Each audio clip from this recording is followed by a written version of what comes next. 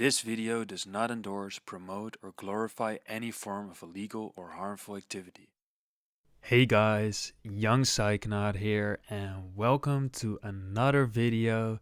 Today we don't have a tier list for you. Today I'm going to talk about 5 reasons not to do substances. I mean, there are many great reasons to do substances, but there's also some reasons maybe not to do substances. I have personally fallen victim to these reasons, so I'm definitely not exempt from them or anything like that. I'm actually sharing these with you because I have fallen prey to them, and most of the times not very good things came from that. This is really to kind of like give you a few reasons to say maybe not such a good idea to try this, or try this now, or try this for this specific reason. Without further ado, let's get into the video. So the first reason to not do substance is very simply escapism. What would I define escapism as is just you want to get away from the things as they are. Basically, so let's say it's your living situation, or maybe your social situation, or maybe it's specific thoughts that you're having that you want to get away from, or that you kind of want to numb, etc. So escapism really here is like trying to get away from the things as they are. You kind of already heard it from the way I said it, as they are, because you can't really get away from things as they are, because they are the way they are. I don't know if that makes a lot of sense, but things are just going to be as they're going to be. So you trying to manipulate that by escaping from them, and in this case with substances, just won't really work. It's very simply just plain old practicality. Like, let's say you have a terrible living situation and you are using some hard drugs to numb yourself to not be able to feel how terrible it is. Well, your living situation is not going to improve from that. So once the drugs wear off, you're still right there in the shitty living situation. This is of course just an example, but like practically it won't help you at all. So that is the first reason to not do drugs for escapism. But it's also such a double-edged sword. Because, okay, let's say you find something that makes you escape for a little while.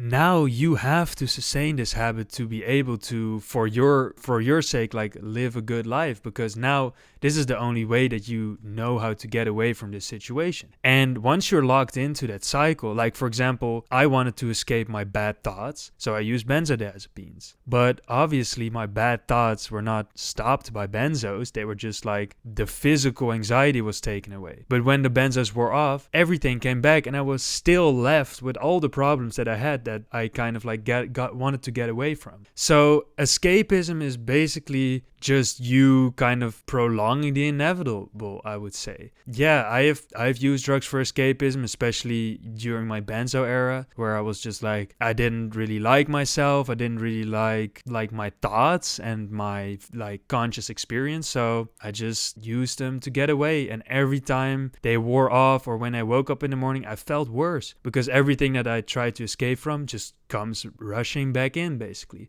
And then you have to do it again and again, and that is addiction, basically. Let's say you are really looking forward to a drug experience, but you're looking forward to it because that means you don't have to deal with everything that's going on right now.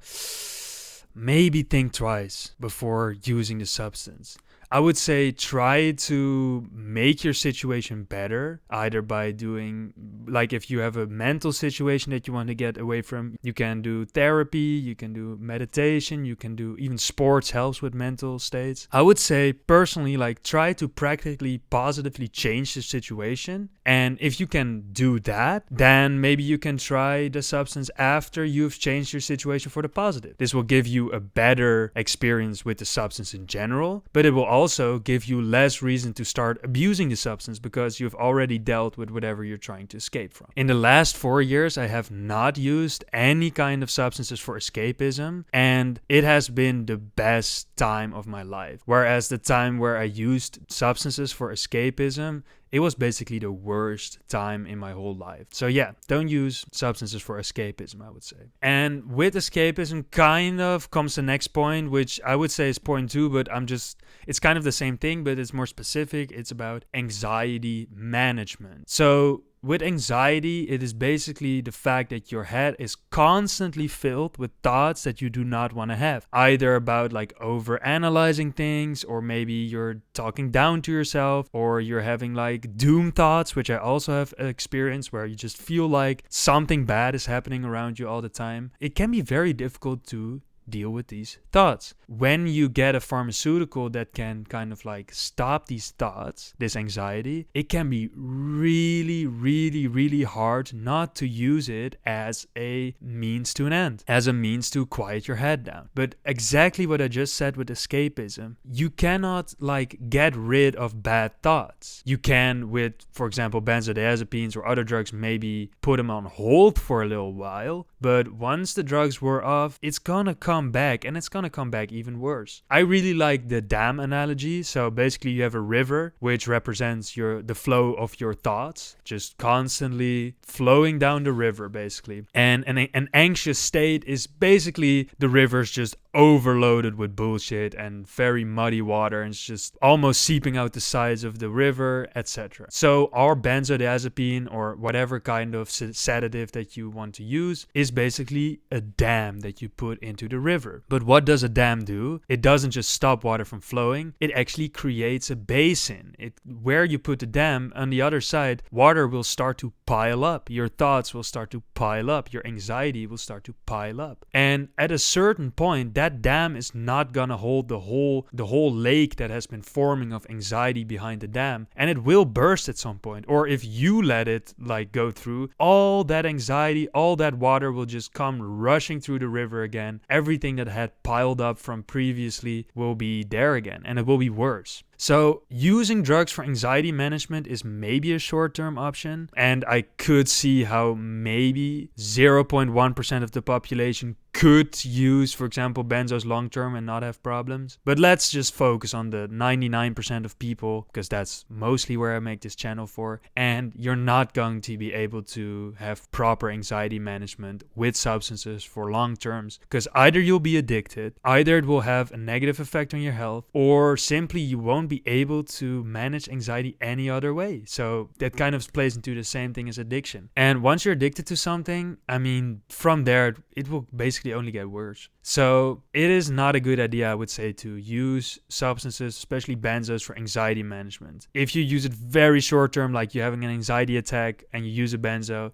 I could see that kind of working, but like it should be your last resort after trying everything. Okay, so the next one is peer pressure, or to fit in basically. And you would think that maybe I've fallen prone to this a lot, and it's kind of like not the other way around, but I have basically never been peer pressured into doing drugs. I mean, people have tried to peer pressure me into doing drugs, but I always said no. That may be really difficult to understand from a perspective of young Psychonaut, but I've always been very much like not trying to be influenced by those kinds of things around me. So for example, when I was younger, basically so many people tried to get me to smoke a cigarette or just to try a little bit of a cigarette, and I just said no every time. Granted, when I was 18, I started smoking myself, but it was purely 100% on my own volition. The first cigarette I ever smoked was from the first pack that I ever bought myself. So I've never tried, nobody has ever been able to really put something like that on me in my body. And I would say it has brought me a lot by refusing that peer pressure, because if I would have smoked maybe at 14 or 15 and a cigarette, I mean, if you guys know my whole cigarette story, you will know that that kind of caused me to do other hard drugs. So maybe if I tried a cigarette at 14, I will be way worse off now than that I am. Actually, I was kind of the person in my friend group who tried weed for the first time, who tried DXM for the first time, who kind of introduced my friends and other people around me into these drugs. Of course, I never peer pressured them into doing anything. I just gave them the option. But yeah, it is better to just do things because you want to do them, because you're interested, not because somebody at a party says this is really cool or you should try this, or I have a lot of experience with this, we should do this together. Please don't do it. Only if you yourself, before them meeting them, already had the idea idea of doing it, then I would say do it. But if somebody else is trying to get you to be part of a group, maybe you don't want to be part of that group. Like, for example, with alcohol, like people cannot understand that you don't like drinking alcohol. Like, for example, when I'm in a bar or in a cafe with some people or some friends or whatever, there will always be these few people that are like, oh, why are you not drinking? Like, I'll pay. And I'm like, no, I don't drink alcohol. And then they say, like, why not? Are you allergic? Or I'm like, no, I don't drink alcohol because it's really bad for you. I don't like it. And they're like, what do you mean you don't like it? You don't like the effect? Or like, it's a whole thing where I'm like, they're definitely like, maybe they're not even like really realizing, but they are peer pressuring me into trying to do alcohol. And they are really trying to like make you feel weird about not wanting to drink alcohol. But I would say this is mostly because they want to kind of like validate their own alcohol use. So see it more as a projection from other people if they try to peer pressure you, of them trying to validate their own choices. But you can always say, no, that is not my choice and I'm not going to do it. I will definitely say that you'll be better off if you can withstand that pressure. Okay, so the next one is kind of interesting, but it's boredom. And the reason why you should not do drugs purely because of boredom is because you'll be the least interesting person ever. If you are bored and you instantly just go to substances, you will never learn to do fun, cool things, to have hobbies, to have interests,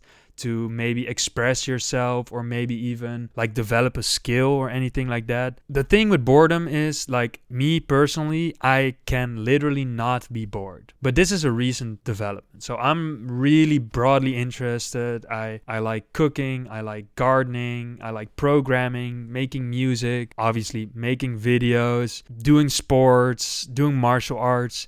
So for me personally, I can just never be bored. Like, I have so many hobbies, so many interests, so many things that I like doing, that in any moment of the day where I'm like, I have an open slot to do something, I have like 5 things that I could do. And I use substances to kind of enhance some of these things. So for example, cooking, I really like cooking, but I also really like tasting specific good food. And for example, cannabis really increases my sense of flavor, I would say. So in that sense, I already have a hobby that I'm doing, and I'm enhancing it with maybe a substance. But like, I'm not just doing the substance because I don't have anything else to do. Because then every time you're bored, you'll just go to the substance and you won't really think about what else can you do. Or for example, with watching movies. I love watching old movies. I have a bunch of movies on DVD. It's like a real hobby of mine to collect them and to watch them. And so if I use a little DXM or a little 2F ketamine to enhance that experience, that is, I think, a way more valid reason to do a substance than to just say, I have nothing to do, I don't know, like, I'm bored, let's do some 2F ketamine or some DXM. That is,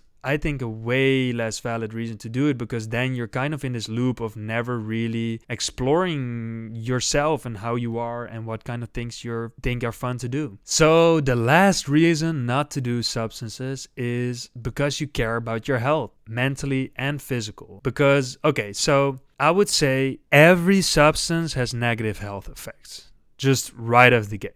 How bad those negative health effects are really, really dependent on the substance, on your frequency of use, on your dosage, etc. But I think we can all agree that putting a substance in your body will generally make your health worse. There are some exceptions. For example, I would say that most classic psychedelics, if you use it once, they will have a positive effect on your health. But let's just talk about non-psychedelics in general, like ketamine, DXM, whatever, all these types of things, they will have some negative effect on your health. Now, the reason to like not do substances for your health is because if you feel better in general, that is also almost kind of like taking a substance. Like, if you just feel happy and good all the time because you're healthy and your body is healthy, that is almost already like being on some kind of euphoric substance all the time. Like, for example, 4 years ago, I started eating really healthy. I started working out multiple times a week. I started sleeping extremely regularly. I started stopped using all the substances that made me have bad health or have a lot of side effects. Like for me, that was MDMA, any kind of like upper stimulant. Those kinds of things really had a detrimental effect on my health. Smoking tobacco, etc. And I switched it for substances that do not cause as much of a health problem for me personally, like very small amounts of ketamine do not have such a big health effect on me than, for example, taking a amphetamine class drug. You should really start to know your own body, how you react to these things. And if you do something that really negatively impacts your health, maybe just stop doing it. For many things, there are many alternatives that are mentally and physically more safe than whatever you're doing. For example, I can never understand how people, and I don't know how that is in the US, but in the Netherlands, people will drink a bunch of alcohol on the evening before school, come into school, and then just be totally dead the rest of the day, not doing anything,